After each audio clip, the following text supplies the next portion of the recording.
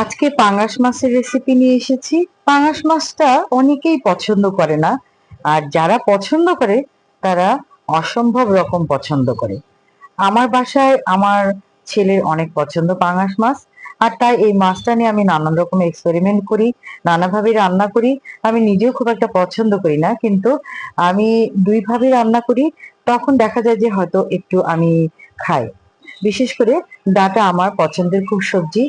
আর পাঙাশ মাছ ডাঁটা দিয়ে রান্না করি আমি। খুবই সিম্পল রেসিপি, তেমন আহামরি কিছু না। কড়াইতে তেল গরম হলে আমি ১ চিমটি কালো জিরা ফোড়ন দেই। কালো জিরার ফ্লেভারটা খুব ভালো যায় পাঙাশ মাছের সাথে। তারপরে ১ চিমটি জিরা, স্বাদ মতো লবণ, হলুদ গুঁড়া, মরিচ গুঁড়া, ধনিয়া গুঁড়া। ব্যাস এই মসলাই দেই, আর বেশি কিছু দেই না। মসলাতে মাছগুলো বেশ ভালোভাবে কষাতে হয়। মাছ যেকোনো মাছই যত কষাবেন তত মজা হবে। অনেকে ভেজে রান্না করে। আমাদের টাঙ্গাইলের অঞ্চলে, জেলায় এভাবে রান্না করি। আমরা বেশি করে কষাই রান্না করি, ভেজে রান্না করা হয় না।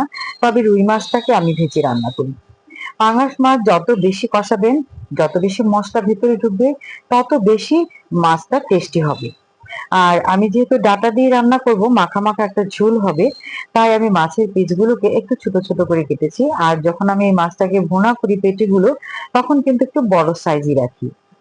ডাঁটাগুলো আগে থেকেই কেটে বেছে ধুয়ে নিয়েছি। আর ডাঁটা আমি কাটার পরে একটু পানিতে ভিজিয়ে রাখি, এতে ডাঁটাটা একটু ফুলে নরম হয়, তাতে স্বাদ হয়। তারপর মাছগুলোকে কষানোর পরে মাছগুলোকে আলাদা একটা পাত্রে তুলে রেখে নিই। এরপরে ডাঁটা দিয়ে হালকা পানি দিয়ে একটু পরপর ঢাকনা দিয়ে ঢাকা খুলে খুলে নেড়ে চেড়ে ডাঁটাগুলোকে কষাতে থাকি।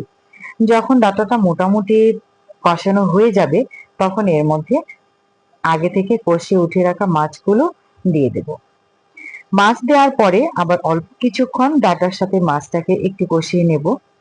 তারপরে পানি দিয়ে দেব, ঝোল যেটাকে বলে আর কি।